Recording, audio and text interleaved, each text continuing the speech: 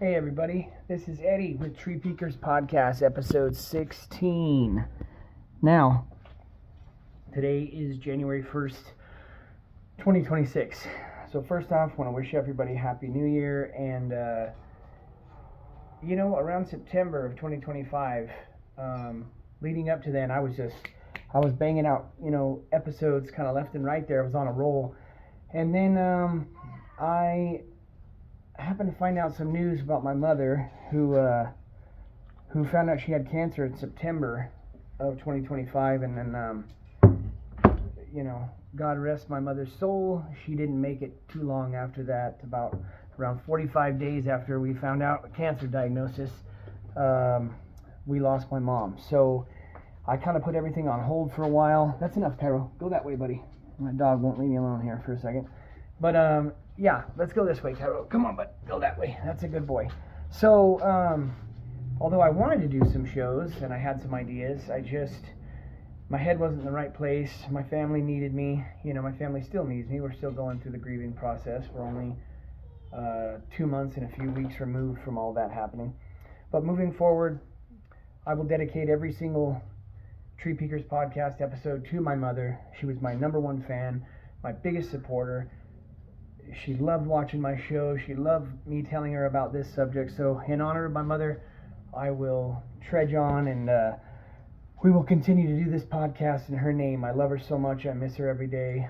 So this is for you, Mom. Joanne Hackus. Excuse me. Everything moving forward is for you, Mother. I love you. I miss you. And today's episode, I got a few stories, things that have been shared with me. So number one, and my mom would have loved this one. We're going to call this the bull elk story. This one I came across when I was listening to some stuff that I like to listen to, and I thought this one would be cool to share. The bull elk story is a group of hunters were out, and they were camping. And the most I remember and know about this story is these hunters had been out all day doing their thing on this particular day of the hunting expedition they were on. And it wasn't until the nighttime where they were around the campfire, and they were, sharing stories as they do, maybe having an adult beverage, maybe some warm coffee, whatever it was. But they're just together around the campfire after a long day of scouting and hunting, and they say off in the distance you could hear this crashing through the trees, and it's getting closer and closer, and so they don't know what's coming, so they get nervous, they get scared, and they gather up their rifles. They get a few rifles. They're nervous. They're frightened of what's coming through sounds like it's headed their way. And as this loud crashing and everything gets closer and closer, before they knew it, there was a full-grown, 1,000-pound plus bull elk that came crashing through the wilderness, the forest, and it spooked the entire camp. These guys, this bull elk comes in, and it's a full-size grown monster bull elk, and it is terrified beyond belief. Whatever is chasing it, it gets around the camp, and it starts, it's on its four legs, and it's surrounded by these guys. It's not afraid of them, but it's staying there. And off in the distance, this thing that came crashing behind it is now in the shadows, walking in the shadows, but they say they could hear, and it's staying in the darkness and in the shadows, but whatever it was chasing, this bull elk is now here, but it is on two legs, and it is stalking through the darkness in the shadows around the circle of the camp. And as far as I remember, this story ending, this bull elk ends up finally taking off. And if I remember correctly, it crashed through the fire and everything and ran back into the wilderness. And that's when you heard this thing crashing again and chasing off after it. But it was just, if this was a grizzly bear that was hunting this thing down or whatnot, I don't think it would have had the wherewithal and the smarts to stop and know that these hunters were surrounding with rifles and whatnot, and know not to come any closer. Whatever was chasing it obviously had the mind and the smarts to stay in the shadows. It was hunting, and it wanted its prey, but it waited until it took back off to continue its chase. I always thought that was a fun, cool story, and I wanted to share that. Let's just keep rolling for a few things that I've been told recently, and I got some pictures. A fisherman who was up by Vicito Lake up in Colorado shared some pictures with me, and I'll put them up at the beginning of this video. Some footprints they found by the lake where they were showing up early in the morning, 6, 7, 8 in the morning. They get there and they start walking off to get to the lake to do some fishing up in the southern Colorado Rocky Mountains. And you'll see these are monster footprints that are in the mud down by the lake and stuff, you know. So obviously there was a creature walking on 2 feet, huge footprints. And I mean, the thing about their footprints too, when you see them in the dirt or in the mud, you know, when we walk on top of the dirt, even a grown, 6'5", 6'6", 250-pound man, you know, we don't leave, 6-inch impressions in the dirt, by how much weight and mass is on these monster footprints that are left behind from these beings, these creatures. And I've seen some studies where, they'll take someone who can do the math on whether they find knee impressions or foot impressions or where their arm was in the dirt, and they can do the dimensions of what, how big the footprint is. Sometimes they say these creatures are, by judging by the footprint of a 24-inch print, 6.5 inches across or bigger, they're saying, 24 inches long or whatnot, 22 inches, some of the big ones I've seen, that these creatures could be as big as 10 feet tall and weigh up to 750 to 1,000 pounds. I mean, these guys are monsters. Especially, think about the thing that was chasing the bull elk. This is a 1,000-pound creature that is a monster. And yes, it is prey for a pack of wolves or grizzly bears or black bear, brown bear, whatever, you know what I mean? Mountain lions. But, this thing is obviously running from something that it is terrified of. It's putting off, it's putting off the energy that, it knows to be afraid of these things. They talk a lot, like when these things are around and they're in the forest, if they're coming around, the entire forest goes silent, as if Mother Nature itself is terrified. The crickets go silent, the birds, every animal in the forest, so yeah, you get up to Vicito Lake, like this gentleman who comes in and sits with me at work, and he shares stories with me. He's a part of the BFRO, or he's got connections to him. He gets a lot of stories from out in our area. Well, he was on the ground going fishing that day, and he found these foot impressions, and like I said, I will share the pictures at the beginning of this video.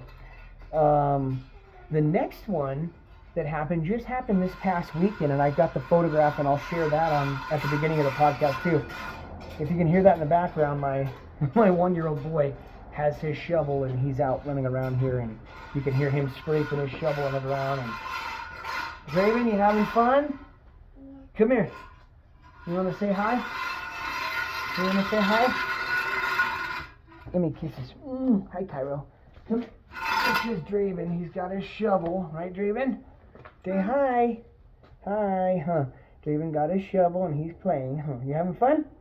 Yeah. Yeah, come on. Let's go back over here and play with your shovel. Maybe don't scrape it on the ground right there, okay, baby? Lay right there. Hi, Carol, give me kisses. Okay, so, story, this is what, I guess, that I got shared. Cairo, I need you to come over here. Come on, buddy. I need you to stop bothering me. I love you very much. Just go over there, okay? Come over here with me, Cairo. Come on. Come over here. Come on. Let's go. Come on, Cairo. I need you to stop bothering me. Let's go.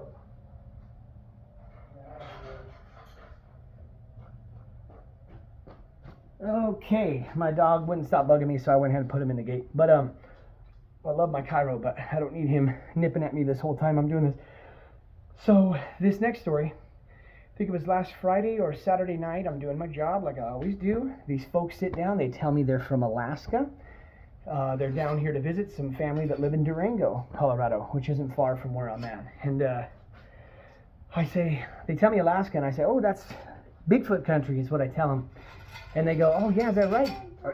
What do you know about it? And I said, well, I know quite a bit. I'm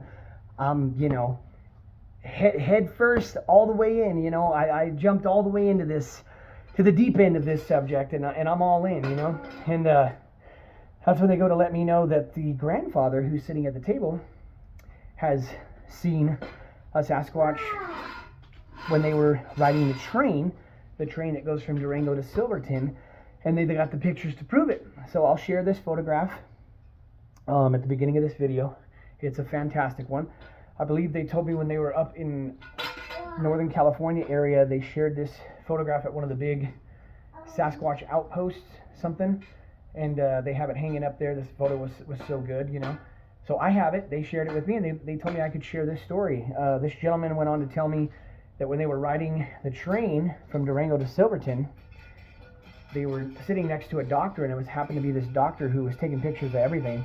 And as they were coming up the mountain or whatnot in between Durango and Silverton, which is just pristine wilderness up in that area, beautiful Rocky Mountain country up there, they said all of a sudden as they were watching and looking down by the river, they saw the rustling down by the trees. And you got to think, these trees that this thing is coming out of, you'll see in a picture, are at least 6-7 feet up, you know, and this thing's easily as tall as these trees and as wide as these trees. And sometimes I always remind people to think too, you know, like when they're hiding behind these trees, I mean, like, you know, they step out behind them and they're the size or bigger than these trees. These trees are big. They're 6-7 feet up, and they are, you know, 5 feet across, and these things are as big as the damn trees, or bigger, you know. So that's always pretty astonishing. You got to think. I know that in the Rocky Mountains especially, and then moving out towards the Pacific Northwest into Alaska, I mean, they get massive. The Canadian wilderness, you know, they've been some that have been seen that have been clocked in at 10 feet. I mean, you know, 5.5, 6 foot shoulder across, 4 feet shoulder across, and like I said earlier, in excess of 750 to 1,000 pounds. That's a monster. That's a monster you don't want to run into face to face out there. I guarantee you that, especially if you're in its territory and it wants you out. We've gotten plenty of those stories, right? Of the violent screaming that they do at you to get you out of there, or people being stalked and followed out until they get to a certain area where they're happy that they are now out of their little area, you know? Draven, go play in the rocks. Yeah, stop dragging that on there, okay?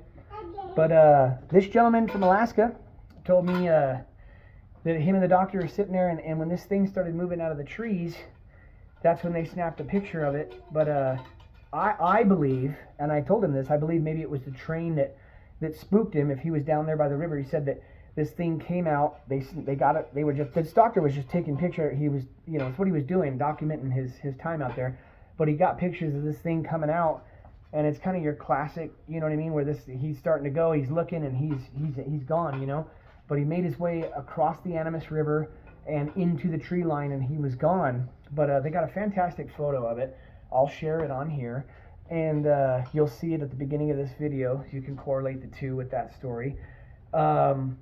Another fantastic story I got.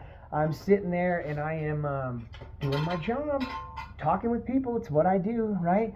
And something came up. I think I was sharing a story, which I've debated on going back and forth on whether I should share this story on my podcast or not, about what happened with my mother. I'll have to dedicate an entire episode to it with the photographs to prove it and everything. I can't just, you know, cram it into like 5 minutes. But I was sharing some of these more, let's say, paranormal or from the other side little love letters I've gotten from my mom since she has passed. I believe that my connection to the other side has grown much stronger since she has crossed over. But that's a story for another time. But as I was sharing this, these folks were engaging with me, and I was sharing them what I had said happened and whatnot. And they were talking to me and saying, "Oh man, that's great. You should you know, tell these stories like that." I said, "Matter of fact, I got a podcast," and I went on to describe what I do here on YouTube with Tree Peekers. And they said, "Really? About Bigfoot?" And I said, "Yes, it's the Tree Peekers podcast," and I'm telling them all about it. And this guy goes, and he works in the oil field out here in my area in northern New Mexico, which I've gotten tons of stories from oil field workers and whatnot. But he goes on to describe to me that during the winter, January, February months, what was it, 10, 15 years ago, they're out in the Jicarilla Apache Reservation, right? And he said that he left his guys working, okay, and he had to go in and grab lunch and come back for everybody. But when he came back, he left around, you know, 9 a.m., 10 a.m. something, and it gets back around noon. But as he's pulling in and coming back to the well site, and if you know anything about out here in this area, anyone who's watching who's familiar, you know you got to get off on the dirt roads and get out to the well sites, right? It's not like just turning off a paved road or anything. I mean, it's out in the boonies, especially in the Hickory Apache Reservation. Well, he goes on to tell me that, and this is just amazing, right? Because it's one of those stories where when he gets there and the guy's describing what happened, he's not yelling out, "There's a Bigfoot out there," nothing like that. I'm the one that correlated everything that he's about to tell me to the quintessential Sasquatch encounters, you know? But he says, hey, here's what happened. I'm coming back, I'm bringing lunch to the guys, and, hold on. Draven, what happened? All right, my boy just fell and hurt himself, so let me pause and I'll come right back and we'll pick up right where we left off. All right, we're picking up right where we left off. My son playing with a shovel, he fell, he hurt himself, had to take care of that real quick. So right where I was the gentleman who worked out in the oil field, Apache Hickory Reservation, okay? He's coming back with lunch for the guys. And when he gets there, he gets back to the well site. As he's pulling up, he can see as he's driving up, what the hell's going on? One of the guys that he left working there, so the other guys are in the truck, but this guy is on top of his big work truck, his big oil field work truck. It's January, February, so as he's driving up, he's the boss of the whole thing, right? And he says to himself, what the hell is so-and-so doing up there? You know, he's going to slip, fall, he's hurt himself. Like, he's the one that runs the show, so he's thinking liability and all this stuff. Like he's got to get off of there, right? But he's on top of his oil field truck, okay? He's got a 3-foot pipe wrench in his hand, and he's standing like this, and he's looking around. And he says when he pulls up and he gets there, he jumps in, whatever the guy's name was, what the hell are you doing up there? Get down, you're going to hurt yourself. And the guy says, can't you smell that? Can't you smell that? There's something in the trees, there's something in the trees. And what he goes on to describe to me what the smell was, and we've talked about it here how many times, that just odor, that disgusting rank odor, right? That's like a wet dog, skunk, rotting carcass, whatever that smell is attributed with these creatures. I don't know if it is a defense mechanism and they can put this smell off, because it doesn't come with every single Sasquatch story, but can they put this off, this odor, to try to, kind of like a skunk does with like a defense mechanism? Can they do that when there's something going on and they want these people out of there? I don't really know, but he went on to describe that odor was in the air. The guy was screaming about the smell, there's something in the trees. And when he finally talks the guy down to get in his car, he jumps back in his car because he's freaked out, right? When he was standing there, he said he could hear the thing moving in the tree line back in the back there. And he goes on to describe that, he calls the guy on the cell phone, they're talking in the trucks or the windows down, whatever it was, and they're talking to each other. But he says that when he left, all of a sudden this thing that he could hear walking in the tree line, right, one step at a time, on 2 legs, was screaming at him, throwing rocks. I mean, you know, how many times have we heard this with Sasquatch stories? It's the quintessential Sasquatch story, right? But I just thought it was incredible, right? These big, he told me this dude was like, you know, 6'2", 3, over 200 pounds, like a big guy, right? But he said this dude was terrified, absolutely bewildered at the idea that there was something out there that was screaming at him, throwing rocks, and wanted him out of there, you know? And so that's just another story that I got recently that I thought was fantastic. And I think there's one more that I'll share, because I do have my son out here, but I just wanted to start the year off, 2026, with a brand new episode, get things moving, and let everybody know that for the 150 of you that there are that listen to Tree Peekers, it's a brand new episode for you. And moving into the next week, I'd like to do at least one a week. You know, and this is episode 16, and we'll just keep rolling. And like I said, everything from here on out will be dedicated to my mother, Joanne Hackis. I love you so much, Mom. I miss you. And I wish tonight, when this uploads, that you'd be sitting in your room watching it and calling me to tell me how much you enjoyed it, like you always did. You know, my #1 supporter, my biggest fan of anything I did in my life, you know. And I'll always forever miss my mother, and I'll love my mother till I cross back over and reunite with her when this is all over. So I love you, Mom, and once again, this is for you. And every episode from here on will be dedicated to my mother. So the final story I got from you comes from a cousin of mine who I've asked to come on the pod, but he shared the story in depth with me and gave me his blessing that I could share it. But a lot of these people, I will tell you this, I've had plans to meet with people. Hey, come on, I'll buy you a beer, we'll sit, we'll bullshit. Not everybody will do it, but I've got these stories and I want to share them. So that's what I have this for, and that's what I'm doing. So they were going to call this the hunting story. So I believe my cousin's uncle, and I know these group of guys, right? I don't know them, like, it's from the other side of the family, so I'm not close with these gentlemen, but I do know my cousin, and I do know these gentlemen who go hunting for bull elk, for bear, for deer, all that. They are strong men, not afraid of much, especially when they got a hunting rifle on them, a 30-06, a 7 mag, so on and so forth, bow hunting, where they track animals. I mean, they're out there in the thick of it, and they're not afraid of much, right? They're willing to get down and dirty and get out there and hunt big game, And I believe they were in the Hila National Forest for this one, which is going towards the northern Santa Fe region of New Mexico. So beautiful, pristine wilderness out there.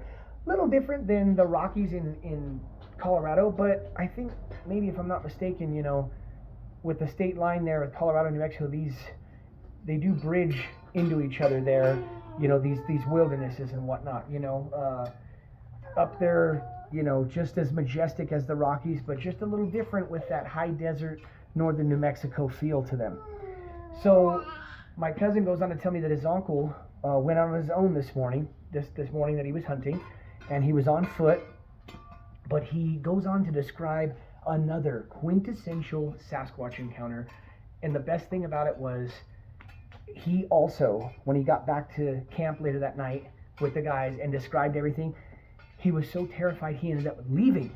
And I'm pretty sure that it bothered him moving forward about hunting in the future. And we've gotten plenty of stories like that, where hikers, hunters are so terrified of what happened to them out there that they don't go back out and do it again. If they do, it takes some time to muster up the courage, and it takes sometimes years to get the nerve to get back into the wilderness as they did before. So when the uncle of my cousin was out doing this hunt in the Hila National Forest, he was on foot, rifle, and he's out and he's hunting big game. I couldn't remember if it was elk or deer, but it was one of those, right? But he's going out, and as he's walking by himself, mind you, everybody split up and went to do their own thing. As he's walking, he says that he can hear, and what he first thinks is maybe something that he's after, a deer, an elk, or whatnot. David, I need you to lift that up and stop dragging it on the ground, please. Go back in the rocks, baby. He can hear that whatever he's doing, at first he gets his rifle and he hears something, so he thinks it might be what he's looking for. So, but as he doesn't hear anything again, he's got his rifle and he starts walking, right, one step at a time. And he notices that as he's doing this, whatever is flanking him on this other side, whether it's the left or the right side, I don't remember, but something is mirroring his every step, right? So as he's going one at a time, he can hear whatever is, 50 to 100 yards away from him on the opposite side is mirroring his every step. So crunch, crunch, and then as he's going, and he notices that when he stops, this thing stops, okay? And so they're on opposite sides of each other, but close enough, like I said, 50 to 100 yards, where he can hear what's going on. So he starts paying attention, and as he's walking, he's watching the other side, okay?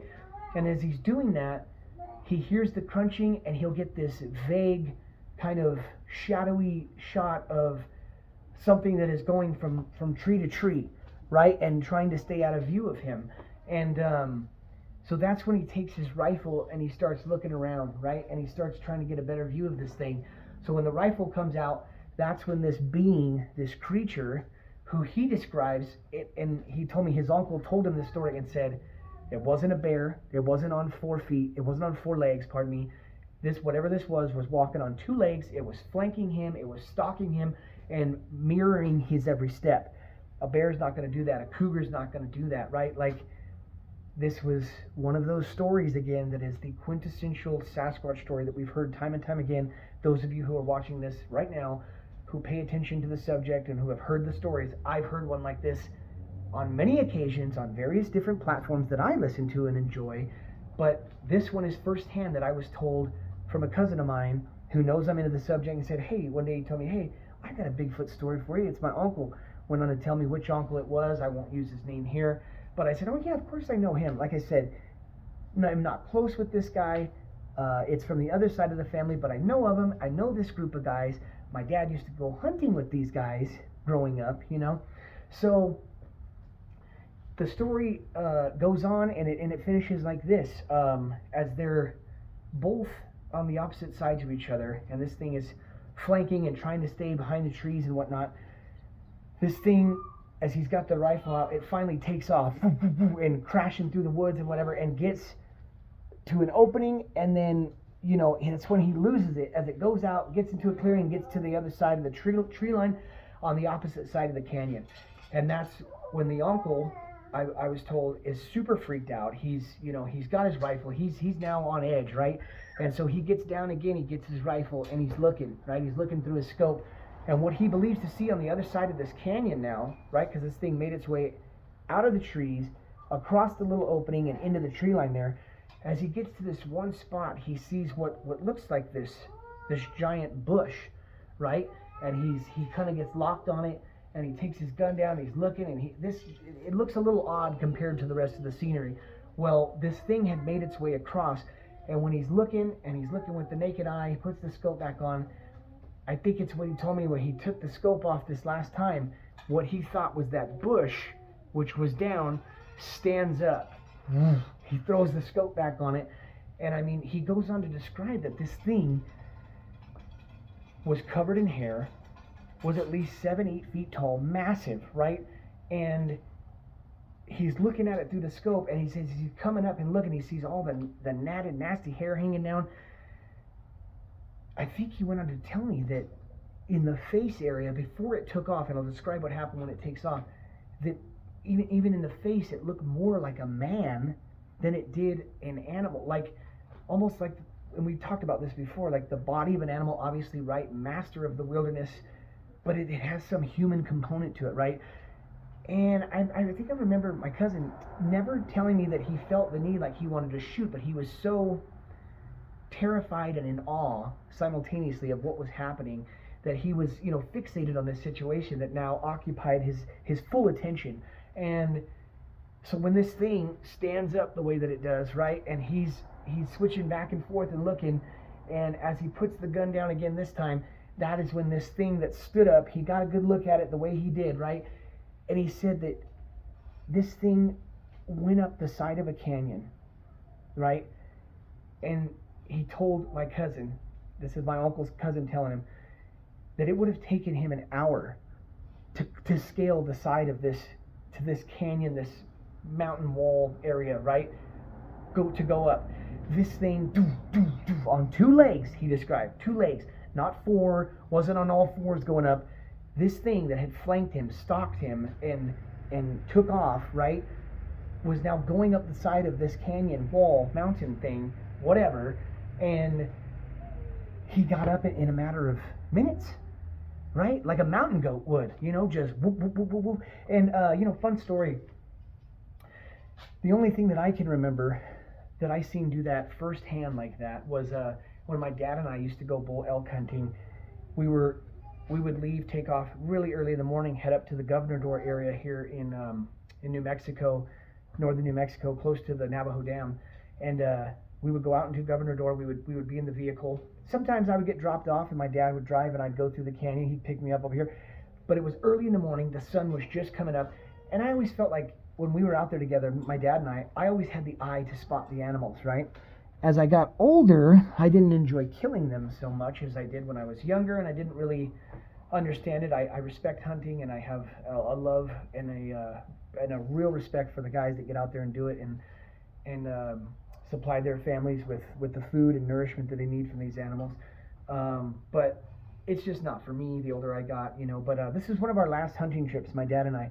but I'll correlate this to the ending of that story from my cousin and his uncle in the Hila National Forest. Well, we were in Governor, and I told my dad, we were cruising down the road real slow, the dirt road, right? We're out in the middle of nowhere, and I don't know what I saw, or if it was intuition. It was something that I felt. I think it was more of that, because I mean, I didn't see it per se, but it's just when you're out there and you're connected to it, you know. I mean, it's one of the things I believe that they have pulled us away from, our connection to Mother Nature and to this world, right? They've tried to distract us with more and more things, but we are a product of Mother Nature. We are built for Mother Nature, but we have removed ourselves from it the further and further we go into the future here. But on this certain occasion, I'm with my dad, we're hunting, and I tell him to stop the truck, right? And I pop the door open and I hop out and I start to walk, and if you can see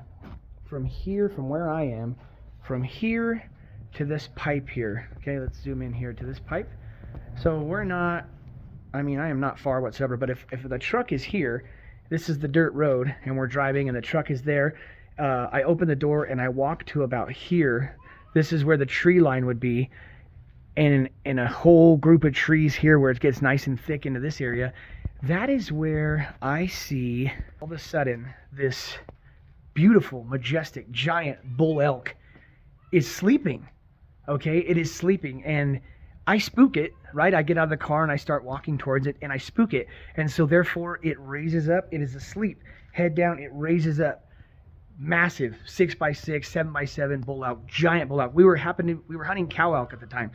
My dad got so excited, he got the gun out. He's, you know, you're hunting, so he gets excited. I have to tell him, no, dad, don't take it down. We don't have a license for it. He's just excited, right? And we end up not hurting this thing. But I swear to you, okay, the tree line is there where this pipe is, the two pipes. Okay, the truck is here. We're in the dirt road, and we come over here, and I spook this bull elk, which is sleeping, raises its head up, it wakes up, it stands up. It's massive. It's the size of the fucking truck, right? And the next thing you know, his two buddies that are sleeping with him, two more bull elk, raise their heads up. Whoop, whoop. One of the most thrilling, exciting things that ever happened to me around, like, hunting out in the wilderness like that with my dad. They all three stand up. But what happens next is, and we imagine, like I said, this is the tree line, the truck is here, and these are the trees. Well, off into the distance is the massive canyon, and then the mountain is like here. Well, these three bull elk, they take off running together, and they go up the side of this canyon wall, scale the side of this canyon wall in a matter of 10 to 15 seconds.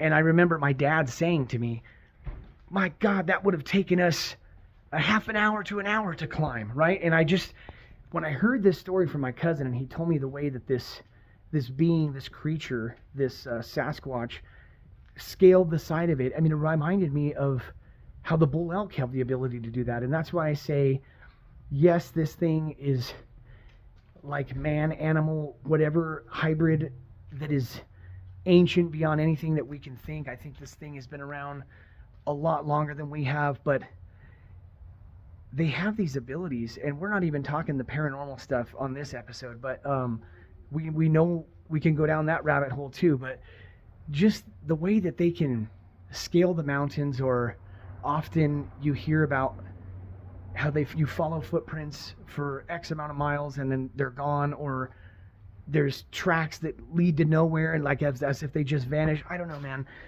The further that I go into the deeper end of the water of the pool with these guys, I'm just fascinated. I'm beyond fascinated. It's one of my favorite subjects, and it was one of my mother's favorite subjects, and that is why today I had to kick off 2026 with a brand new episode dedicated to my mom.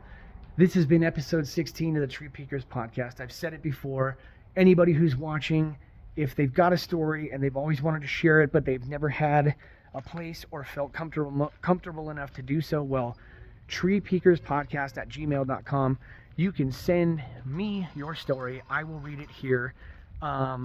Anybody ever feels like they want to do that, I'm your conduit. I'm happy to share your story, and I'm happy to keep your name, locations, everything confident, and I can spin the story the way that I need to do it to keep everybody safe and to protect you and anyone else involved in the story. Like I said, names don't have to be there, locations, places, but the core part of the story I can share, and we can make it a part of the podcast. And if you need to get something off your chest you've been sitting on for many years, I'd be happy to help you with that. So I believe this concludes episode 16 of the Tree Peakers podcast. I've got more things in my head right now, but I do have my son over here who's playing with his shovel and doing his thing. My wife's taking a nap. She's got to get ready to go to work here soon. So I want to wish everybody a happy new year. I think we're around 150 subscribers.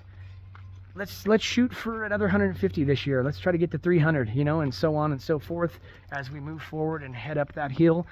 I have fun doing this. This is one of my favorite things to talk about. I have a couple ideas for, usually when I post, it says Tree Peakers, the Bigfoot Tree Peakers podcast. Well, if you happen to see in the future, I've been sitting on these ideas since my mom got sick, and I wanted to do them.